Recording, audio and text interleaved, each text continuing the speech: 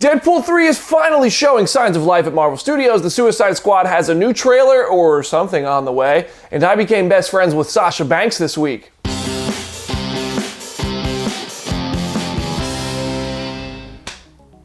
What's up, Comic Book Nation? BD here with your second printing of the week's biggest issues at Comicbook.com, fully recovering from a food coma after eating everything in sight on Thursday. Anybody else's jeans feeling a little tight this weekend? I'd show you my jeans. That's not part of the show. That's not what we do here, but it is part of The Mandalorian. Disney Plus birthed the most famous pair of jeans in the world when a crew member stepped into a shot in the galaxy far, far away. But actually, shout out to Karl Weathers for this mistake. He directed this awesome episode of The Mandalorian, and this mistake made us all post photos of our TV screens, and almost all of them had Karl's face right there in them. Accident? I think somebody just wanted to be a little bit more famous. Really, the best meal of the week was some of this news, so grab a plate because I'm about to fill it up. Who's hungry? Deadpool 3 is finally alive, getting writers, and they're not Rhett Reese or Paul Wernick from the first two movies. Bob's Burgers writers, Wendy and Lizzie Molyneux, are going to be the brains behind this movie. And more importantly, Chris Killian can't pronounce their Molyneux names. By way of the Molyneux sisters. Who are the Molyneux sisters, Chris? You say tomato, tomato, I say tomato, tomato. Deadpool is going to be R-rated in his own movie, but I would like to point out Deadpool can appear in PG-13 movies and be PG-13 for a scene or two. That has worked in comics, and it could work for some good jokes for short times in the movies, but not permanently. That. We need it to be a hard R. Hard enough. Elizabeth Olsen shipped off to London to film Doctor Strange in the Multiverse of Madness, and Marvel Studios remains quieter than Black Bolt in a china shop when you ask him about it.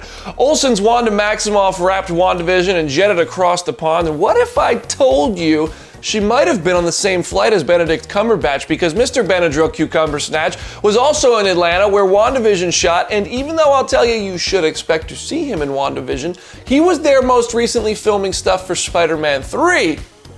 So probably not a big role there because he's already done with it, and that's good because Peter Parker will finally be truly on his own and actually do Spider-Man things. And if the recent rumor is any indication, Alfred Molina is also joining the cast of that movie as Doc Ock, and that cast is gigantic, but also I'm crediting that as just a rumor for now, but I had to at least mention it because a lot of people are asking about it. Don't get excited. DC had a big ol' week this week. First of all, something to look forward to. The Suicide Squad is headed to the virtual CCXP event, and that means we are probably going to get a trailer on December 6th. James Gunn, if you're watching this, thank you. That's all. This wasn't this week, but I was off last week for my birthday. I'll kindly accept your wishes in the comments section. Attention, give it to me. But Wonder Woman 1984 is going to HBO Max and theaters on Christmas Day, and this is a huge W. This is the biggest movie we're gonna get this year, and it sucks that it won't make $1 billion at the box office, but I will be spending $1 billion to get a projector and screen set up in my yard for a home release. $1 billion. We got a look at Anna Diop as a full-on Starfire in Titans, and it looks great. I mean, what else can I say? At this point, right now, I'm really just talking so we can spend more time looking at the picture. It looks really cool. The fabric is comfortable for sensitive skin and can also withstand the temperature of over 1,000 degrees. This week I became best friends with Mercedes Varnado, who became the WWE Women's Champion at Survivor Series on Sunday night as Sasha Banks, and we chopped it up about The Mandalorian. Like what it's like to work with Baby Yoda on set and how she brought some wrestling moves to the show. You should read the whole interview on Comicbook.com/Star Wars. It's really cool. But I will share one disappointing bit from it. She says she is done for season 2 and hopes to return in season 3. This would probably also mean Bo-Katan is also done for season 2. But then again, this was an interview for a Disney show, and Disney loves to keep secrets, so maybe she straight up lied to me. But we're best friends now, so she would... That's not the way. This is the way.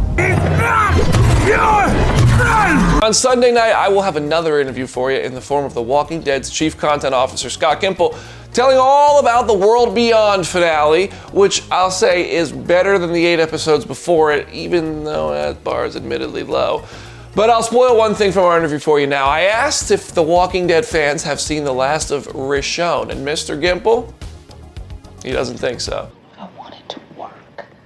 Shout out to The Rock for having a balloon at the Macy's Thanksgiving Day Parade. The thing looks like a Fortnite skin, and if DJ's tweet about it is any indication, there might be a Fortnite skin of the People's Champ coming soon. The crossover you didn't know you needed. I just bought the Black Widow skin. They keep taking my money. Like, chill, Epic Games. I know you and Apple aren't getting along, but I've given you so much money already. Is that still a thing? That's your second printing of the week's biggest issues at Comicbook.com. If you're watching us on YouTube, like this video and subscribe to our channel. If you want to talk more, drop a comment or hit me up on Instagram at BrandonDavisPD. And if you're Chris Killian, just know I'll always be a whole foot taller than you. For more updates, head over to Comicbook.com. I'm BD. I'll see you there.